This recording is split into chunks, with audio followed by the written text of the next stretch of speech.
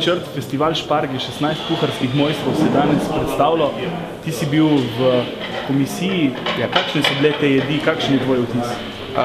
Tako kot lani sem bil sicer v novinarski, letos v strokovni komisiji, ampak tako kot lani je pri kar enem velikem številu krožnikov dejansko manjkala šparga.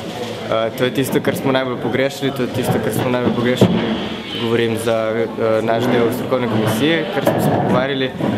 Sicer pa je druga velika težava pa je bila to, da so hoteli te kuharski mojstri ali pa kuharji, kakorkoli jih imenujemo, so hoteli ogromno stvari naenkrat spraviti na krožnik in pokazati, kaj vse znajo.